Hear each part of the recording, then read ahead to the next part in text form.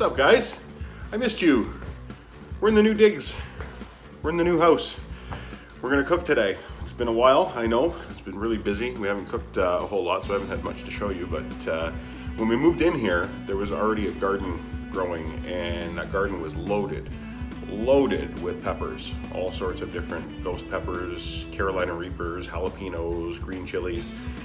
And I thought, what am I gonna do with all these? I'm gonna make a sauce, and I'm gonna show you how to make a cool sauce. And I'm going to smoke a bunch of the peppers. I showed you a post before, just a picture of me drying them out on the grill. But we're gonna make it into something insanely hot, insanely tasty, and I'm actually kind of afraid. So stick around, we'll see how it's done. Pick yourself 15 or 20 peppers. I've got jalapeno, habanero, ghost pepper, buchalokia, Carolina Reapers. Rough chop them up with about a cup of onion and a bunch of garlic. And for God's sakes, be careful. Just be careful. Look. Oh, the thing about cooking these things in your own kitchen without a whole lot of ventilation is they're releasing everything into the air. And it's in your eyes, it's in your lungs. So make sure you have like windows open and fans going, because holy crap, this is brutal.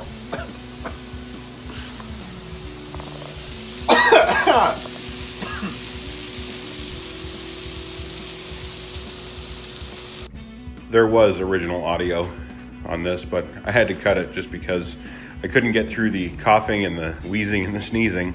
But once you add the water, it does tone down the release of all that goodness into the air, and it becomes a little more manageable to be in the kitchen.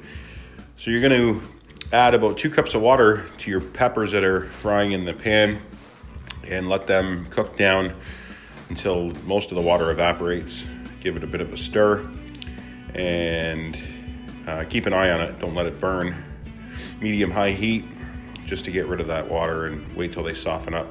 Then you're going to pull them off. You're going to put them aside, and you're going to let them hit room temperature before you put them into a working blender. As you'll see next, that wasn't the case here. Once all of the contents of this absolute hellish mixture have softened and cooled, transfer them into a blender, something that blitz it up nice and fine. Unless you like it chunky, depends on how you like your sauce. I'm gonna probably use this for a wing sauce, so it might have a little bit of chunky goodness to it, but not too much. But yeah, just give it a blitz, and then we're gonna add some vinegar and go from there.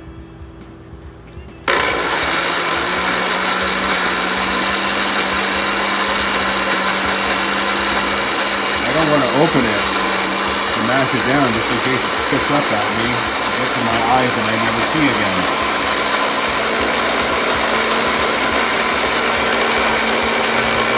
Joys of cooking.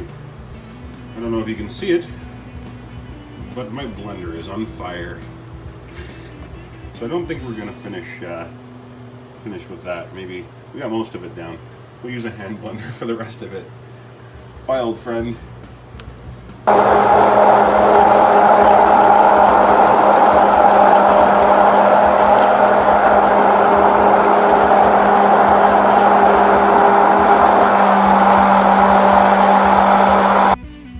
And here we have it, folks, the finished product. We hit the consistency I was looking for. If you find it too chunky while you're blending it, just add a bit of vinegar and then add salt to balance that out. And that vinegar really brings the brightness of the pepper out. I also added a little bit of mustard. I noticed it was kind of lacking in a bottom end for flavor. If you're gonna enjoy hot things, you want it to taste good as well. You just don't want heat. If it's just heat, it's kind of a waste and you're just masking whatever you're eating. But this stuff tastes really, really good. And my mouth's watering just talking about it because it's still on fire. But I'm gonna send it off to my resident expert friend, Sam, who enjoys this kind of stuff because he's a psycho and enjoys challenging himself. So we're gonna carefully, without splashing around, take it and pour it into a bottle, send it off to him. let him be the judge. And yeah, thanks for joining us today. I'll post the ingredients and the method I used in the comments below. For now, I'm going to find myself a large glass of milk and a bag of ice for my eyes, and try to repair my upper respiratory tract and buy a new blender, I guess. See you guys.